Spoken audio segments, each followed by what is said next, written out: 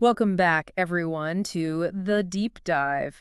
We love to unpack these complex topics, and today we're diving into the world of prophetic communication. Yeah, we're really going deep on this one. Exactly.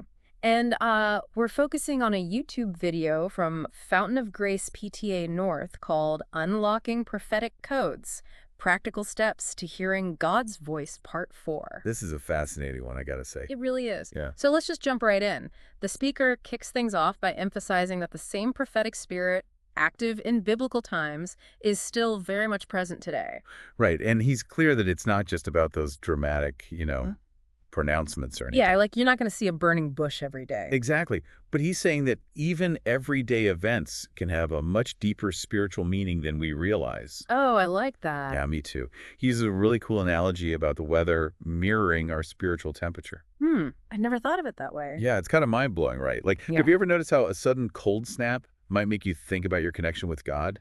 Actually, yeah, now that you mention it, Or maybe a missed encounter could highlight the importance of relationships in our lives. ooh, that's a good one. It's like he's urging us to look beyond the surface and to really think about the spiritual dimension of everything we experience. That's deep. And he introduces this idea of prophetic codes. Ah, yes. These are like symbols or signs in our daily lives that he says hold spiritual meaning. And he uses the example of a cell phone. Yeah. Just as a phone connects us to other people, God can use specific people, he calls them destiny helpers, Yeah. to connect us with opportunities or resources that we need. So it's like we're all part of this interconnected network, and God is using those connections to guide us. Exactly. And it's so fascinating how he blends these really modern analogies with ancient wisdom. Yeah, it makes it so relatable. It does. He's essentially saying don't dismiss anything as just a coincidence. Look for the deeper meaning. Look for that hidden connection. Right. Because it's quite possible that God is orchestrating events in your life in ways you don't even realize. Wow, that's powerful. So it's about being open to those unexpected encounters, right? Absolutely. Yeah. Be open to those people who might seem ordinary, but who might actually hold the key to unlocking our next level. It's like paying attention to those seemingly random connections that could actually be divinely orchestrated. Yeah, you got it. And he goes on to talk about the power of impressions. Impressions. Yeah, these are those feeling senses or little hints you get in your mind. Like a gut feeling. Exactly. They're not necessarily voices, more like nudges or intuitive promptings. Like that feeling when you suddenly feel the urge to pray for someone, but you don't even know why. It's like that inner voice we often ignore. But he's suggesting that maybe sometimes those feelings are actually messages from God. He's definitely pushing us to pay more attention to that inner voice. Oh, yeah. Right? But he also stresses that we need to weigh those impressions against the character of God. Like his love, his grace, how he reveals himself in Scripture. Exactly. Because let's be real, not every thought or feeling is going to be a message from God, right? So true.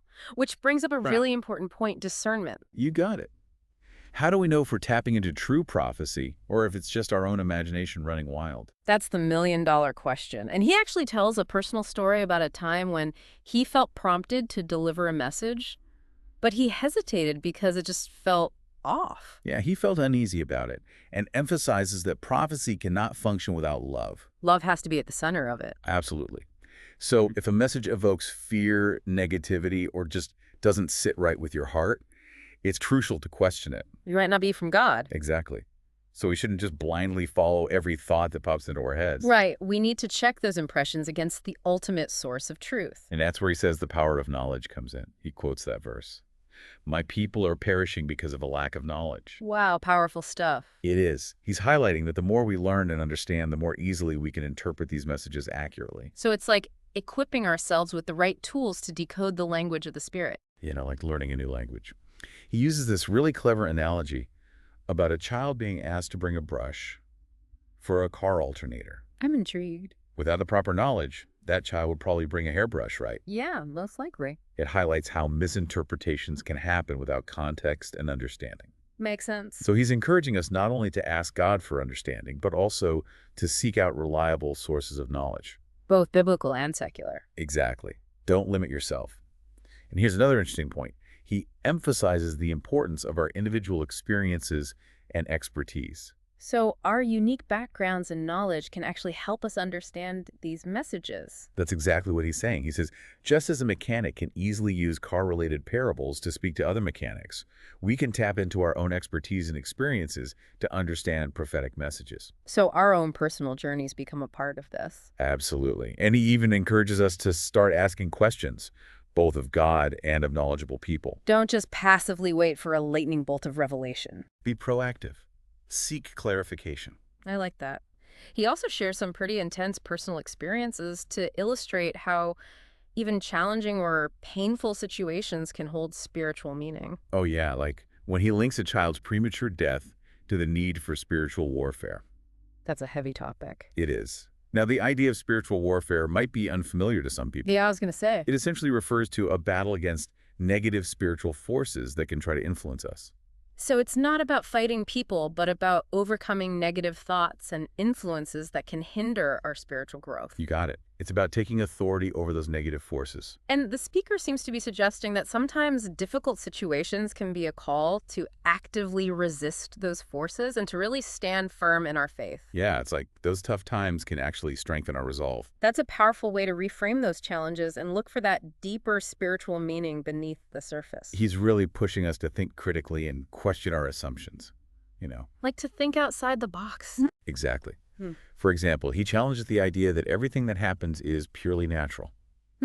Interesting. He suggests there's always a spiritual dimension to our experiences, and often our own fears and anxieties can prevent us from seeing God's hand at work. Fear can really cloud our judgment. Oh, absolutely. He even shares his own struggle with fear after losing 2 sons and then having intense anxiety when his next son was born prematurely. Oh, wow. Yeah, he admits that he initially saw those events as purely natural, but later realized that he was allowing fear to cloud his judgment and to block his joy.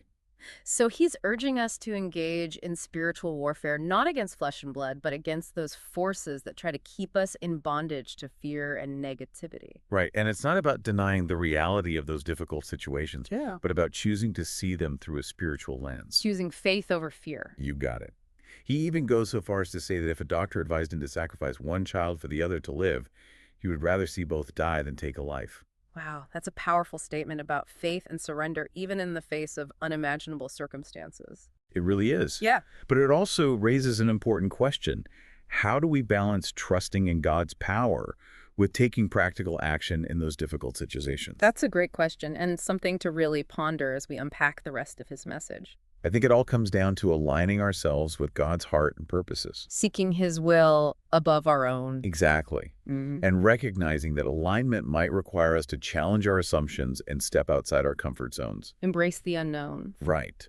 He then brings up this really intriguing idea about destiny helpers and how they can be like a phone connecting us to opportunities and resources. Oh, yeah, I loved that analogy. It's so vivid, right? He even tells a story about someone trying to send you $1 million, but not having your contact information.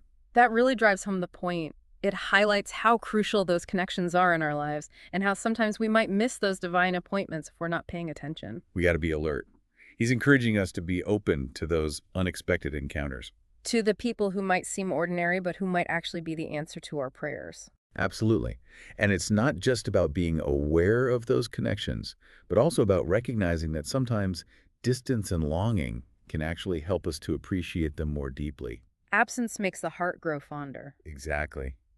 He uses the example of how his daughter's affection for him grew stronger after a period of separation. It's like that time apart helped them both to see the value of their relationship in a new light. And that ties back to his earlier point about how even seemingly negative experiences can have a hidden purpose. It's about trusting that God is always working everything together for our good, even when we can't see the bigger picture. Yeah, and embracing the full spectrum of human experience. The highs and the lows, the joys and the sorrows. And remembering that God is always speaking, always guiding, if we're willing to listen.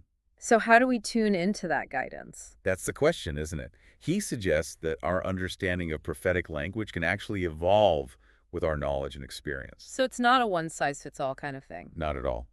He uses the example of John's vision of a dragonfly in the book of Revelation. The dragonfly. Yeah, at that time, a dragonfly was the closest analogy John had for something flying and powerful. Right, like they didn't have helicopters back then. Exactly. So if John were alive today, would he still describe it as a dragonfly? Or would he use the image of a helicopter? Mind blown. It suggests that the way we interpret spiritual messages is influenced by our cultural context and our understanding of the world. And that understanding should continue to grow and expand. So we need to be open to new ways of understanding these ancient truths. Always evolving. It's like we're constantly decoding and recoding these messages as our knowledge evolves. I love that. Decoding and recoding. So are there times when the prophetic message isn't about telling someone something new, but about affirming something they already know in their heart? Ah, great question. He actually gives an example of someone feeling an ancestral calling, but misinterpreting its meaning because of their cultural background. Ancestral calling is a pretty deep concept. It basically refers to a sense of purpose or destiny that's passed down through generations. Okay, that makes sense. And in this case, he's able to help that person connect the dots and see their situation with greater clarity. It's like helping someone to see their own reflection in a new light. You got it. And sometimes those reflections can be pretty surprising. He shares a story about visiting a house that was so luxurious, it made him reevaluate his own ideas about what's possible. It's a reminder that sometimes we limit ourselves by our own limited experiences. We got to expand those horizons Hmm. and allow God to show us the fullness of his blessings. But he also cautions us to apply wisdom and discernment even when interpreting seemingly positive prophecies. Right. Like if you receive a vision of a big house, but you have a large family, make sure you consider the practicalities. Don't get caught up in the excitement and forget about the logistics. Exactly. He even jokes about God showing someone a 3-bedroom house for a family of 8. Not very practical. Not at all. And speaking of details, he shares this rather unusual story about a time he was asked to preach a specific sermon written by someone else. Oh. He refused, feeling it was manipulative and didn't come from the Holy Spirit. So it's about being authentic. Absolutely. It's about being a vessel for God's message, not a mouthpiece for someone else's agenda. It's about seeking that direct connection with the divine source. Exactly. And he warns against relying on gossip or secondhand information when trying to deliver a prophetic message, You need to hear it from God himself. straight from the source.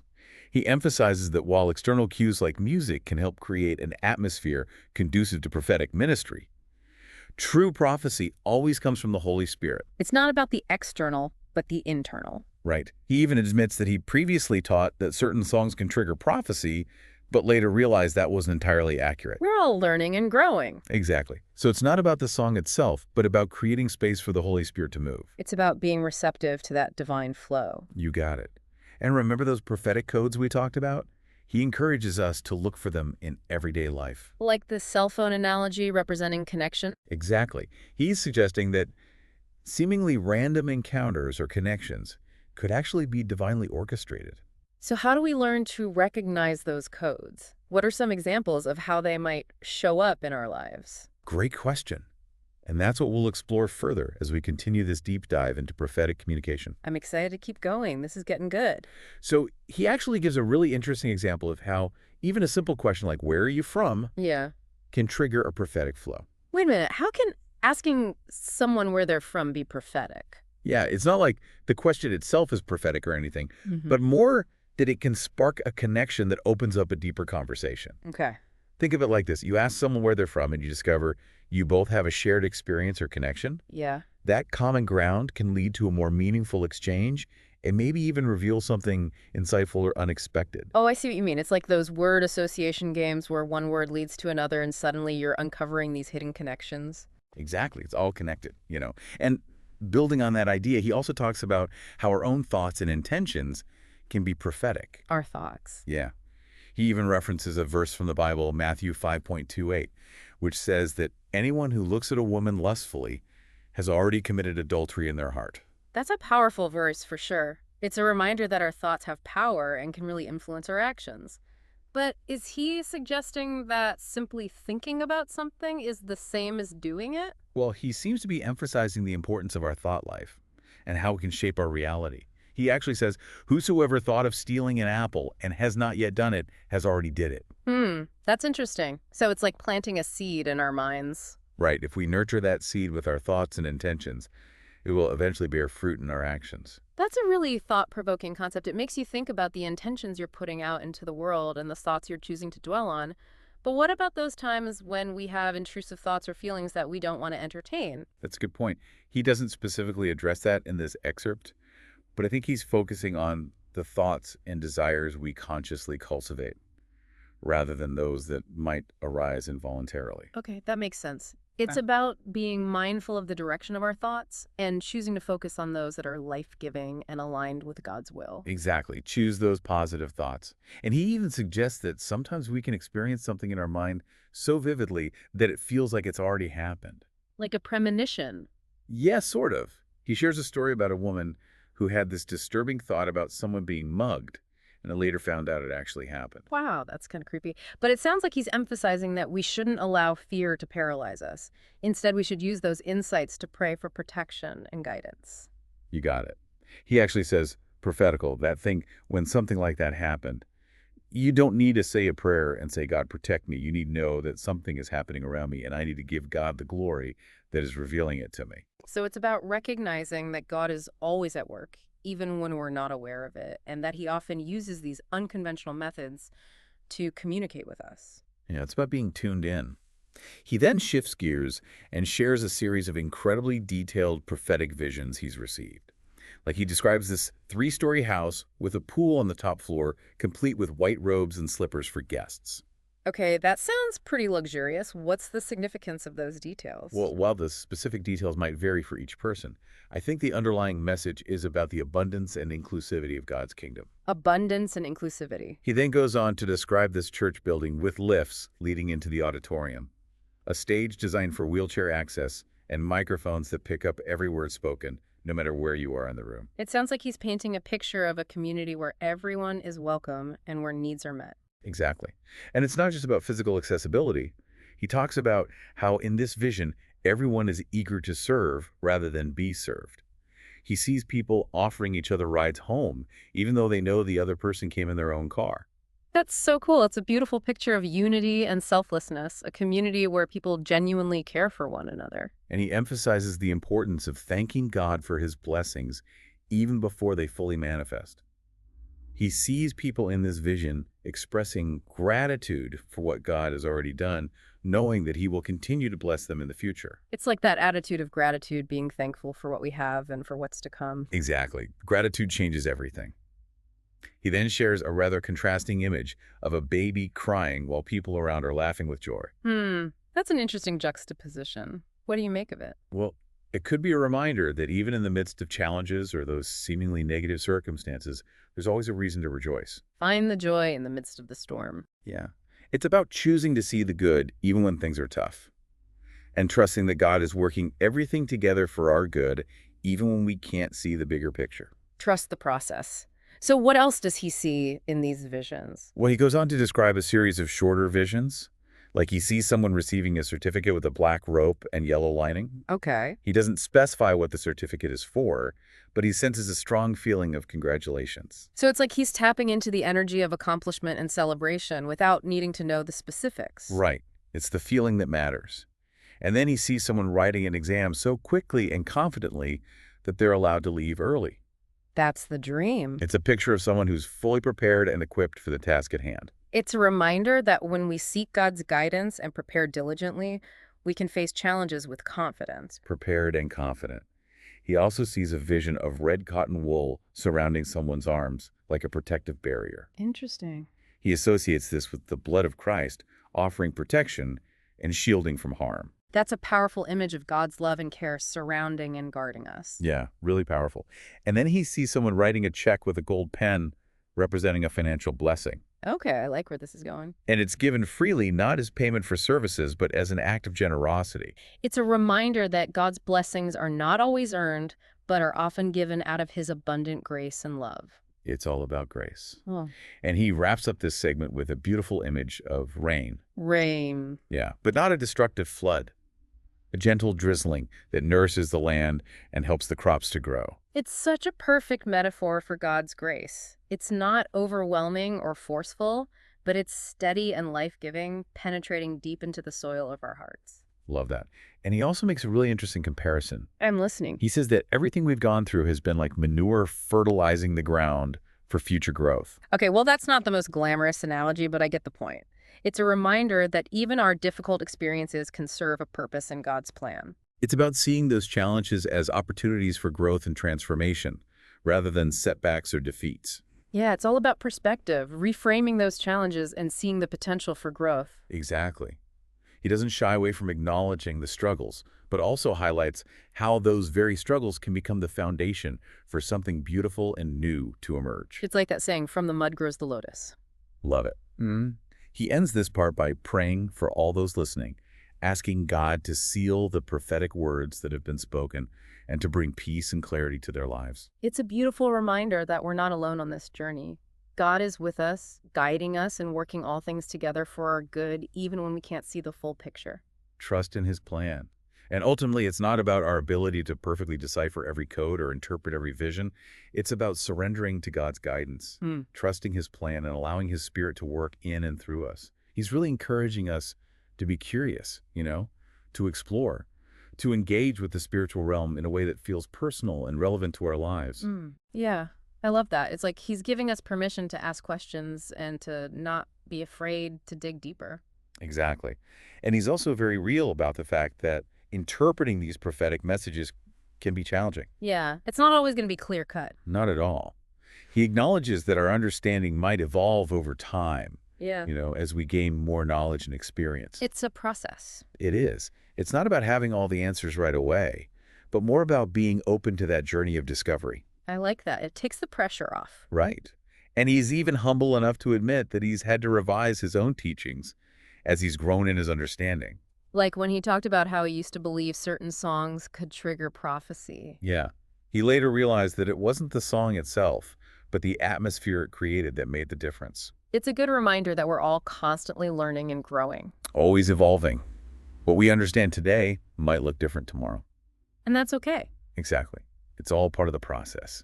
The important thing is to stay humble, to be willing to learn, and to keep seeking God's guidance. Always seeking. He also stresses the importance of not just receiving prophetic messages, but also acting on them. Right.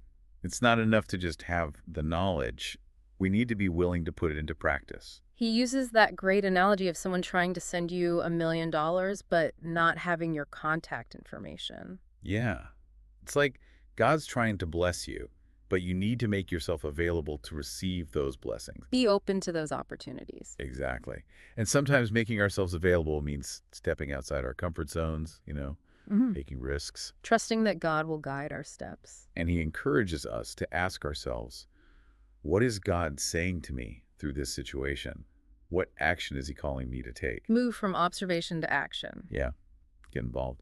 And he reminds us that prophetic communication isn't always about those grand visions or dramatic pronouncements. It can also be found in the small, everyday The moments. little things, like that feeling you get to call a friend and they end up sharing something you really needed to hear. We're taking a different route home and avoiding an accident.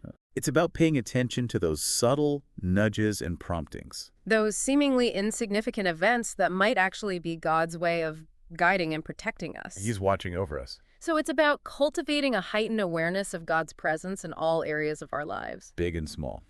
From the momentous to the mundane. And trusting that he's always working behind the scenes, even when we can't see the full picture. This deep dive has really been amazing. It's challenged me to rethink my own approach to prophetic communication. Me too. It's not just about trying to figure out what the future holds, but about developing a deeper intimacy with God. Learning to recognize his voice in every season of life. So as we wrap up, I'm curious to hear what resonated most with you. What will you take away from this exploration of prophetic communication? Maybe you'll start paying closer attention to those subtle promptings, those impressions. Or you'll re-examine a challenging situation through a spiritual lens. Ask yourself, what is God trying to teach me through this? The possibilities are endless. Thanks for joining us on this deep dive. We hope it sparked your curiosity and inspired you to explore the power of prophetic communication in your own life. Until next time, keep seeking, keep listening, and keep diving deep.